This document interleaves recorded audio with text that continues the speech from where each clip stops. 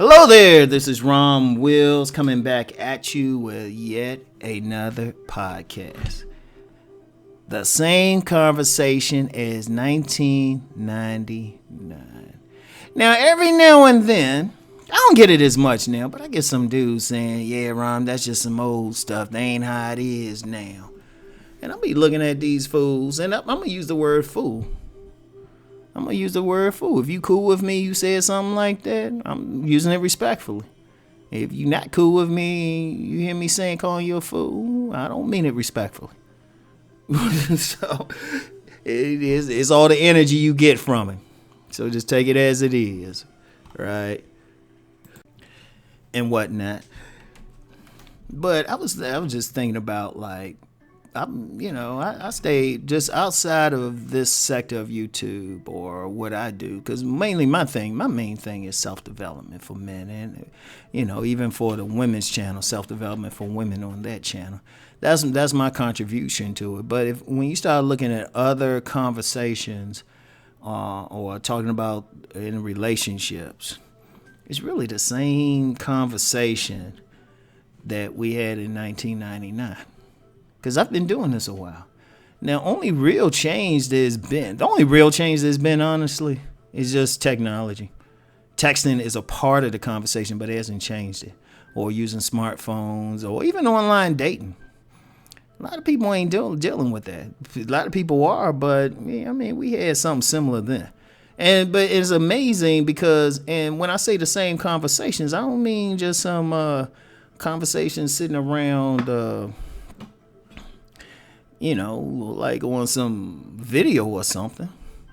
I'm talking about conversations with people like in the room together. It might be a formal seminar or relationship expo conference or anything. I'm like, damn, nothing's changed.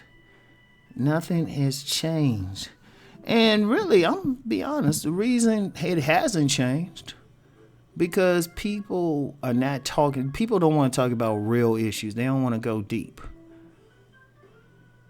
Now, as of the time I'm recording this, a couple of my videos that talked about sex, lust are still getting hits. They're still getting comments. Still getting people trying to go in on me for just bringing it up. And I'm just like, we ain't talk about this then either. It's funny. We doing the same thing over and over. You see, some younger guys don't know, because some younger guys, they were like real little. They weren't in grown folks' conversations anyway. Which, again, is funny why they try to act like something's changed. And I'm like, nah, because I've been doing the seminars, been doing the expos, been selling the books, been actually talking with people, really since 97. I would even say 96. And I'm just like, it's the same shit. And I be sitting in these things, I'm like, we talk about the same trite ass shit. Only time there's something different is if we get into sex. And even then, we don't really talk about sexual attraction, how that's really affecting relationships. Well, usually it's mechanical, or people need to do this, that, and a third. And it's like, well, maybe these two ain't compatible because they don't find each other sexually attractive. And my point is, okay, we having the same conversation over and over. It needs to change because, see, here's the real issue with that. Why it's the same conversation. It really is, and I just alluded to it even before. It's like nobody wants to go deep. Nobody wants to say, look, this is what's really happening. People don't want to say, like, I don't want to deal with this particular person because they don't turn me on in the bedroom. Or I find them unattractive. They need to lose some weight or put on some weight, hit the gym, act more masculine, act more feminine, whatever. Now, as a whole, you do have some people, like in the tantra communities, they'll get into it, but they got their own mess. It still is like some surface level fantasy stuff. A lot of people into some romance. Like men too. Women are bad enough, but many men into some romance. Like it's a romantic notion. Just think, oh well, as long as I have this job, as long as I have this money, I'm going to get this woman. No, that's a romantic notion. It's not a real notion. It ain't what's really happening out here. And like I said, my thing, I go beyond my history with relationships is beyond whatever I've done on YouTube. I had already sold books all over the world before I came on YouTube. I was already doing the seminars and stuff before I came on YouTube. And to the point, and that's why I actually kind of left the business for a few years. All I was doing was letting the book sell because I was just like, people don't want to talk about anything. People want to do the same trade-ass shit. And I don't know. It's just like, or you know what happens? Because I said, started off talking about this, the same conversation. You get some people kind of new to it. They running into the shit. And then they want to say, well, this is happening now because it's happening to them. And because one thing that's a problem with the conversation, why it hasn't changed, because people who are coming of age now dealing with some stuff, they didn't see what was going on back then, even if they had both parents. They weren't privy to knowing if their parents were still sleeping together. Unless they had really open parents or something, and they say, "Oh, honey, you go to the movie and stuff. I gotta go give your daddy some." Unless you had a woman telling that to her daughter or her kids, probably not. Or there's a lot of people like the one difference. People just hid shit a little bit better, but you don't know what was going on. You really don't, and you think it because you're looking from the outside, but then when you experience it yourself, you think it's something new because your parents didn't warn you about it.